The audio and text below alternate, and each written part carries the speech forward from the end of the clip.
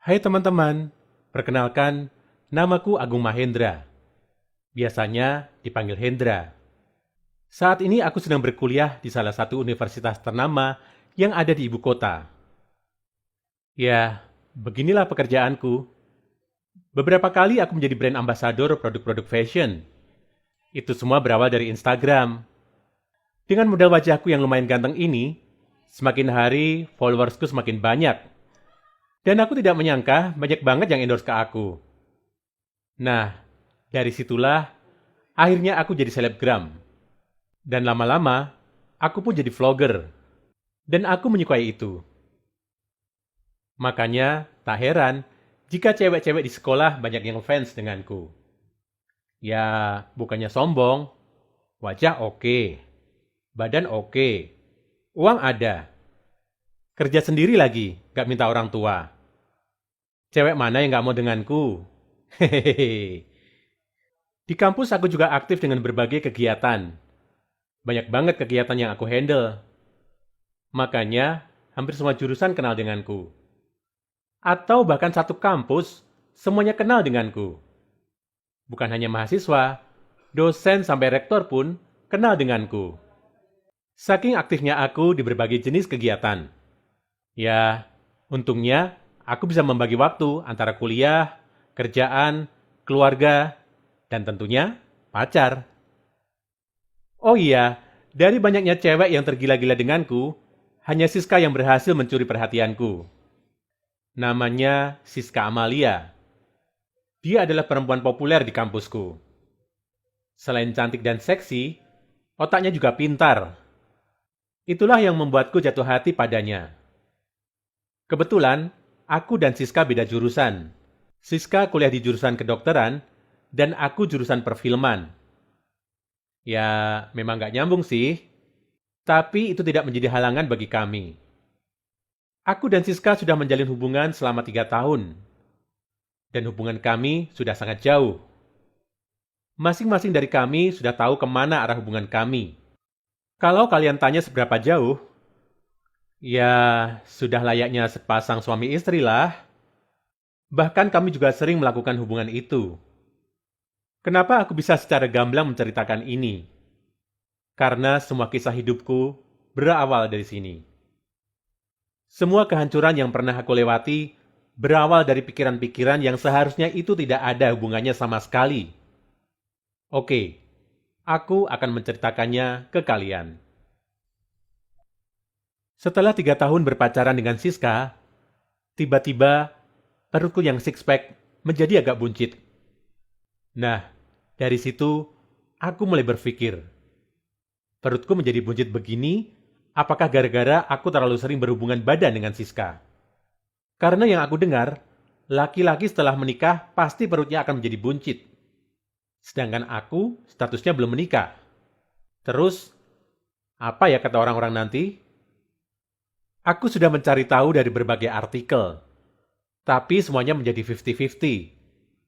Ada artikel yang bilang iya, dan juga ada artikel yang bilang tidak. Jadi aku memutuskan untuk bertanya pada ayahku. Saat itu, kebetulan ayah mengajakku makan malam bersama.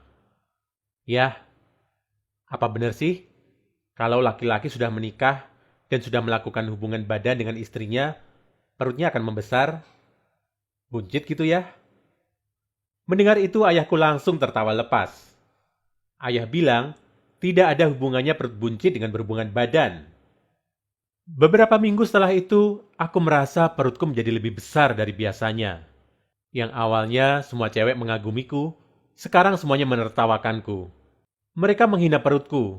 Mereka bilang, aku seperti bapak-bapak. Mereka juga bilang, kalau aku sudah waktunya menikah. Semakin hari aku dijadikan bahan bulian oleh mereka. Mereka semua sudah tidak respect denganku. Memang apa salahnya sih kalau perutku buncit? Kenapa aku harus jadi bahan bully? Aku benar-benar tidak sanggup lagi mendengar ucapan-ucapan mereka. Seperti aku diterjunkan begitu saja ke dasar jurang, setelah aku sudah mencapai puncaknya. Bagaimana tidak? Yang awalnya aku menjadi primadona kampus dan Instagram, sekarang aku malah jadi bahan bully. Sejak saat itu, aku memutuskan untuk mengubah gaya hidupku. Aku datang ke tempat gym untuk mengembalikan perutku yang six-pack. Beruntungnya ada instruktur yang selalu mendampingiku untuk latihan gym yang baik dan benar. Selain itu, instruktur gymku juga memberikan arahan-arahan untuk mempercepat pembakaran lemak yang ada di perutku. Dia merekomendasikan beberapa produk untuk mempercepat proses pembakaran lemakku. Aku pun menuruti arahannya. Setiap malam aku meminum obat khusus untuk membakar lemak di perut. Pikirku, apapun akan aku lakukan supaya perutku kembali normal. Dan pastinya, aku akan menghilangkan pikiran-pikiran orang-orang tentang aku yang seperti bapak-bapak. Rasanya ketika mendengar kata-kata itu, mereka seakan mengatakan kalau aku ini terlalu banyak tidur dengan wanita. Entah kenapa, sampai saat ini, aku masih menghubung-hubungkan hal itu dengan perutku yang buncit. Jelas-jelas ayahku sendiri mengatakan kalau hal itu sama sekali tidak ada hubungannya. Satu persatu fansku mulai menghilang. Satu persatu teman-temanku juga mulai menghilang. Dan sekarang Siska. Siska memilih meninggalkanku daripada harus berpacaran dengan laki-laki yang perutnya buncit. Aku malu pacaran denganmu. Aku tidak sudi punya pacar yang perutnya buncit sepertimu. Mulai sekarang, kita putus. Sampai sekarang aku masih tidak habis pikir. Salahnya itu di mana sih kalau laki-laki perutnya buncit? Setelah kehilangan fans, teman dan juga pacar, sekarang pekerjaanku pun perlahan menghilang. Diputus kontrak jadi ambasador brand, semakin sedikit endorse. Bahkan sampai followersku pun berkurang. Rasanya aku benar-benar sudah terjatuh ke dasar jurang yang sangat dalam. Aku tidak bisa tinggal diam. Aku harus melakukan segala hal untuk mengembalikan perutku normal kembali. Setiap hari aku berlatih gym. Kadang aku suka lupa dengan waktu kalau sudah latihan gym, saking semangatnya. Tapi setelah kejadian itu, aku berhenti latihan gym.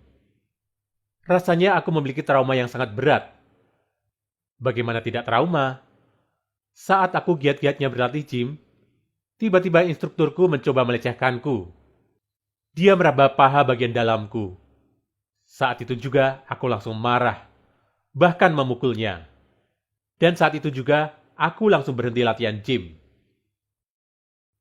Karena sudah tidak latihan gym, akhirnya aku hanya mengandalkan obat-obat khusus yang untuk membakar lemak dalam perut. Tapi sepertinya obat-obat itu tidak berfungsi sama sekali. Semakin hari perutku semakin membesar dan terasa sakit sekali. Saat itu aku langsung memanggil ayahku. Rasanya perutku seperti akan meledak. Sakit luar biasa. Saat itu juga ayahku langsung membawaku ke rumah sakit.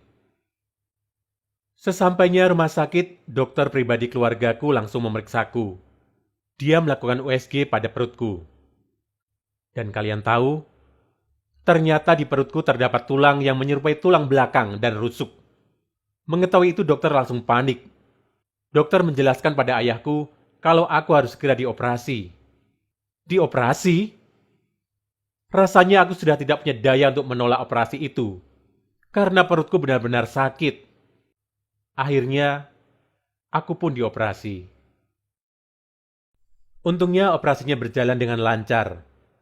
Dan sehari setelah operasi, ayahku menjelaskan bahwa ternyata selama ini, di dalam perutku ada kembaranku. Aku yakin pasti kalian bingung dengan kata-kataku. Baik, akan aku jelaskan. Jadi dulu waktu ibu mengandungku, sebenarnya aku punya saudara kembar.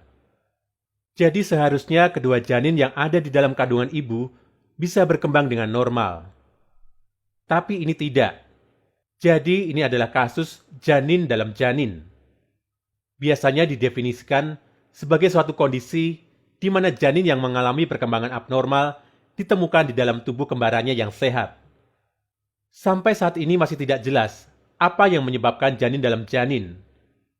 Tetapi para ilmuwan berpikir kondisi ini kemungkinan merupakan kasus langka, kembar parasit, di mana satu kembar identik diserap oleh yang lain selama awal kehamilan. Setelah beberapa bulan aku melakukan operasi dan melewati proses penyembuhan total, Akhirnya perutku kembali normal. Dan saat itu juga, semuanya kembali padaku.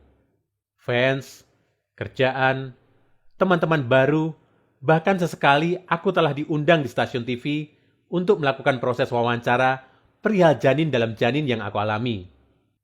Aku sangat beruntung dan bersyukur dengan kesembuhanku. Oh iya, begitu tahu perutku kembali normal, tiba-tiba Siska datang dan ngajak balikan. Tapi aku langsung menolaknya. Terima kasih sudah mendengarkan ceritaku. Semoga kalian suka dan mendapatkan pelajaran dari ceritaku. Jangan lupa di-subscribe ya, karena masih banyak lagi cerita-cerita lainnya. Bye-bye.